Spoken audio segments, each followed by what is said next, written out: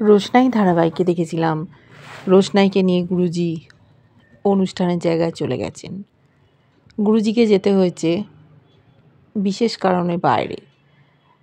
হঠাৎই রোশনাইয়ের সাথেই গ্রুমিং নেওয়া একটি ছেলে রোশনাইয়ের কাছে এসে বলছে যে, রোশনাই, আমি তোমাকে কতগুলো বিশেষ কথা বলতে চাই। বলছে, হ্যাঁ বলো। তখন বলছে, দেখো এখানে অনেকে আছে যারা হাসি মুখে তোমার সামনে আসবে সাহায্য করার নাম করে, কিন্তু তুমি তাদেরকে বিশ্বাস করো না, তোমার বিপদ হতে পারে, তাই একটু সাবধানে থেকো। বলছে, তুমি কি বলতে চাইছো আমি তো বুঝতে পারছি না। এই করতে করতেই ওর সাথে যারা নাচ করতো 3জন ছেলেমেয়ে চলে এসছে। এসেই বলছে রোশনাইকে, আমি কি আমার বয়ফ্রেন্ডকে নিয়ে যেতে পারি? বলছে, তার মানে? বলছে, দেখো আমার একটাই বয়ফ্রেন্ড, তোমার মতো তো আমার অনেক বয়ফ্রেন্ড না, আর তোমাকে সকলে চিনে গেছে, তুমি একজন বিবাহিত পুরুষকেও কেড়ে নিয়েছো, তাকে বয়ফ্রেন্ড করে নিয়েছো। আমি চাই না আমার বয়ফ্রেন্ডকে তুমি নিয়ে নাও। ছেলেটি বলছে, কি বলছো তুমি, এরকম করে কেন বলছো? বলছে, বলবোই তো, এই মেয়েটার সাথে সবার সামনে কথা বলছো, কালকে দেখবো ওর সাথে ডেটে গেলে পরের দিন কোনো রুমে নিয়ে যেতে পারো। রোশনাই বলছে, তুমি এইসব কেন বলছো? খবরদার এইসব কথা বলবে না। সেই সময় কর্তৃপক্ষর তরফ থেকে একটি লোক এসছে। সে এসে বলছে, এখানে কি হচ্ছে? তখন বলছে, দেখুন না স্যার, আমার বয়ফ্রেন্ডকেও কেড়ে নিতে চাইছে। তখন বলল যে, কি ব্যাপার, এর মানেটা কি? তখন আরও 2টো ছেলেমেয়ে ছিল, তারাও বলল, হ্যাঁ ও ঠিকই বলেছে, এই রোশনাই মেয়েটা ওর বয়ফ্রেন্ডকে নিয়ে নিতে চাইছে। তখন বললো যে, তোমার মুখটা দেখে আমি বুঝতে পেরেছিলাম তুমি কেমন ধরনের, সকলে চেনে কিন্তু তোমাকে, তুমি যদি একটাও কথা বলো তাহলে, তুমি তো চা বানাতে ভালোবাসো, দেখবে যে চা বানানোর মতো অবস্থায়ও থাকবে না। তুমি কি চাও তোমাকে এখান থেকে বার করে দিই? একটাও তুমি কথা বলবে না। রোশনাই প্রতিবাদ করতে যাচ্ছিল কিন্তু বলতে পারলো না। এমন করে অসম্মান করছে, সকলে মিলে ওকে চেপে ধরেছে। আবার ও তাকাচ্ছিল মেয়েটির দিকে, বলল, দেখুন দেখুন আমার দিকে কীরমভাবে তাকিয়ে আছে। তখন ওই কর্তৃপক্ষের লোকটি বলছে যে, তোমাকে ওদিকে যেতে বললাম না, তুমি এখনও দাঁড়িয়ে আছো, তুমি এইভাবে তাকাচ্ছ কেন? তোমাকে জানি তুমি একেবারেই ভালো নও। যে ছেলেটি ওর সাথে কথা বলতে এসেছিল সে বলছে, তোরা এরকম করছিস কেন? ও তো কিছু করেনি, আমি ওর সাথে কথা বলতে এসেছিলাম। কিন্তু রোশনাইকে অসম্মান করে ওখান থেকে পাঠিয়ে দিল। এদিকে দেখেছি ছোটু দেখা করতে এসছে মাধবীলতার স্কুলে। মাধবীলতা বলছে, কি ব্যাপার আপনি এখানে? বলছে, আপনার সাথে একটু দেখা করতে এলাম বিশেষ কারণে, মা আর আমার বৌদি পাঠিয়েছে। দেখুন আপনার সাথে আমি হয়তো অনেক খারাপ ব্যবহার করে ফেলেছি, আমি ক্ষমা চাইছি। আমি কেন এগুলো করেছি আপনাকে বলতে চাই। বলছে, দেখুন আমার শোনার কোনো ইচ্ছে নেই। বলছে, একটুখানি শুনুন। দেখুন 2 বাড়ি থেকে আপনার সাথে আমার সম্বন্ধ করছিল। আমি চাইনি এই সম্বন্ধটা হোক, কারণ আমি বেকার বাউন্ডুলে, আমি সেরকম রোজগার করি না, আর বাড়িতে ছাই ফেলতে ভাঙাগুলো আমি একাই। আমাকে যে কোনো রকম কাজের জন্য নিযুক্ত করা হয়, সব কাজ করানো হয়। আর যাদের হাতে পাওয়ার আছে, মেজো দাদা আর বৌদি, ওরা তো সবসময় অসম্মান করে। আমার কোনো সম্মানই নেই এই পরিবারে। আমি যেহেতু কম রোজগার করি, টাকা পয়সা সেরকম দিতে পারি না, সেই জন্য এত হেনস্থা করে। আমি ভেবেছিলাম আপনাকে যদি স্ত্রী করে বাড়িতে নিয়ে যাই, আপনার সম্মান কোনো দিনই বাড়বে না, আমার জন্যই আপনাকে অসম্মানিত হতে হবে। সেই জন্য আমি আপনাকে অনেক মিথ্যে কথা বলেছি। আমার বিয়ে হয়ে গেছে, আমার 6টা বাচ্চা আছে। আমি চেয়েছিলাম যাতে আপনি বিয়েটা না করেন, আপনার ভালো হতো না। আপনি যেরকম মানুষ, অনেক ভালো লোক আপনি পাবেন আপনার জীবনসঙ্গী হিসেবে। সেই জন্য আমি বিয়েটাকে ভাঙার জন্য এত নাটক করেছিলাম।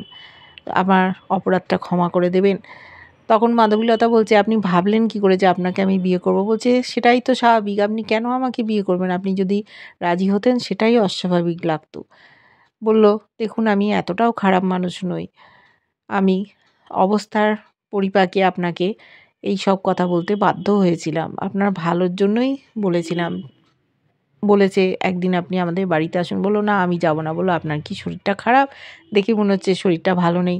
বলছে, আমি কি বলেছি আমার শরীর খারাপ? বলল যে, না মনে হলো ওষুধ-বিষুধ কিনে দিতে হবে না তো? ঠিকঠাক খাবেন। বলছে, আপনাকে এত কে কেয়ার করতে বলেছে? আমি তো আপনার কেয়ারটা নাও নিতে পারি। বলল, কি আশ্চর্য! আপনার যদি শরীর খারাপ হয় পরিচিত, তা আমি বলতে পারি না? এটা কি কোনো অপরাধ? ২ পরিবারের মধ্যে আমাদের হয়তো পরিচিতি আছে। আমার সাথে আপনার সেরকম পরিচয় ছিল না। বলল, দেখুন এইসব কথা বলে এখন লাভ নেই। আমি একা থাকি, আমি একা থাকতে অভ্যস্ত। এর আগেও ছিলাম। এখন বাবা বাইরে গেছে মাকে সাথে করে নিয়ে আসতে। ও কিছুতেই যাবে না। বলল, চা খেয়ে যান। বলল, দেখুন আমি আগেই বলতাম যে চা খাবো, কিন্তু এখন আর আমি চা খেতে চাইছি না। আর আপনি তো আমাকে চলে যেতে বলছেন, আমি তাহলে চাটা খাবো কী করে? আর দেখুন আরও কিছু কথা বলতে চাই। আমি তো অনেক স্কুলে গেছি বই বিক্রির জন্য। আমি জানি আপনি একজন ভালো মনের মানুষ। ওপর থেকে হয়তো খুব কঠোর, ভেতরটা অনেক নরম।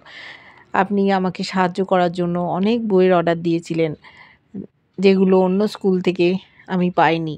সময় মতো টাকাও দিয়েছেন। এর জন্য আমি আপনার কাছে কৃতজ্ঞ। আমি জানি সবটাই আপনি করেছেন আমার অবস্থা দেখে। এরকম মানুষ আমি আগে কখনো দেখিনি। আপনি ভালো থাকবেন। আপনার ভালো হোক, এই শুভকামনা রইল আপনার প্রতি। বলে ওকে বলল যে, আমি আর কোনো দিন এই স্কুলে আসবো না, বই বিক্রি করতেও আসবো না। আপনি একদম চিন্তা করবেন না। আপনাকে আমি কোনো রকম বিরক্ত করব না। নমস্কার করে ছোটু বেরিয়ে গেল। মাধবীলতার চোখে জল। বুঝতে পারছে যে লোকটা খারাপ না। ওদিকে রোশনাই বসেছে, অনুষ্ঠান শুরু হবে। হলের মধ্যে সকলে আছে। রঞ্জন প্রসাদজিও এসছেন। অ্যানাউন্সমেন্ট করা হলো। এবার ওখানে জাজেরা সব বসে আছে, তাদের সাথে পরিচিতি ঘটালো। যে অ্যানাউন্সমেন্ট করছে সে রঞ্জন প্রসাদজি ওখানে বসে আছে, আর রুদ্রপ্রসাদের নাচ হবে সেটাই বলল। রুদ্রপ্রসাদজি নাচ করছে, সবাই খুব খুশি। দুর্দান্ত পারফরমেন্স। রোশনাইও আপ্লুত। নাচ শেষ হলো। কেমন নাচ করেছে জানতে চাইলো। রঞ্জন প্রসাদজি বললেন যে, হাততালি দেখে তো মনে হচ্ছে খুব ভালো নাচ করেছে। আর নৃত্যশিল্প এমন একটা শিল্প যেটাকে খুব আগলে রাখতে হয়। রঞ্জন প্রসাদজির এই মত। আর রুদ্রপ্রতাপ বলছে, দেখুন নৃত্যশিল্প এমন একটা শিল্প যেটাকে সকলের সামনে প্রকাশ করতে হয়, লুকিয়ে রাখার জিনিস এটা নয়। অ্যানাউন্সমেন্ট যিনি করছিলেন উনি বললেন, এখন থেকেই বুঝতে পারছি 2 মেন্টরের মধ্যে লড়াই শুরু হয়ে গেছে, ভালোই জমে উঠবে অনুষ্ঠানটা।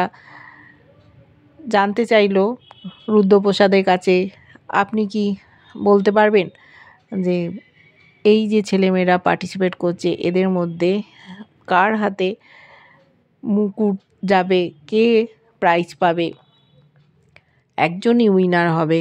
উনি তখন বলছেন, আমি সকল ছাত্রছাত্রীকে সম্মান জানিয়ে একজনের নামই বলতে চাই, কিন্তু সেই নামটা আজ আমরা শুনতে পেলাম না। সেটা হয়তো আগামীকাল জানতে পারবো। নিশ্চয়ই উনি রোশনাইয়ের নামই করবেন। সকলে মিলে উৎফুল্ল নয়নে তাকিয়ে আছে যে রুদ্রপ্রসাদজি কার নাম বলেন। দেখেছি পরের দিন দেখাবে রুদ্রপ্রসাদ রোশনাইকে নিয়ে স্টেজের দিকে আসছেন। প্রণাম করেছে রোশনাই। উনি মা বলেন রোশনাইকে। রঞ্জন প্রসাদ দেখে বলছে, তুমি মাকে দিয়ে ছেলেকে প্রণাম করাচ্ছ? তোমাদের সম্পর্কটা ঠিক আজও বুঝতে পারলাম না। মা ছেলের সম্পর্ক নাকি মেয়ে আর বাবার সম্পর্ক? তখন রেগে গেছে রোশনাই। বলছে, রঞ্জন প্রসাদজি চিৎকার করে উঠেছে। রুদ্রপ্রসাদ তখন ডাইরেক্ট জিজ্ঞেস করেছে রঞ্জন প্রসাদকে, আচ্ছা আপনি বলুন তো, রোশনাই কি আপনার মেয়ে? উনি চমকে উঠেছেন। সত্যি কথাটাই বলে দিল, কিন্তু সকলের সামনে জানানোর কোনো উপায় নেই যে রোশনাই ওনারই মেয়ে। এবার দেখব রোশনাই স্টেজে কেমন পারফরমেন্স করে। ও তো সেভাবে শিক্ষা নেয়নি, কারুর কাছে নাচ শেখেনি, দেখে দেখে করা। রুদ্রপ্রসাদের কাছ থেকেও যে সেরম তালিম পেয়েছে তা নয়, সবটাই দেখে দেখে করা। কেমন লাগছে ধারাবাহিকটা জানিও, ভালো লাগলে লাইক কমেন্ট সাবস্ক্রাইব করো, আর যারা ফেসবুক পেজ থেকে দেখছো ফলো করে সাথে থেকো।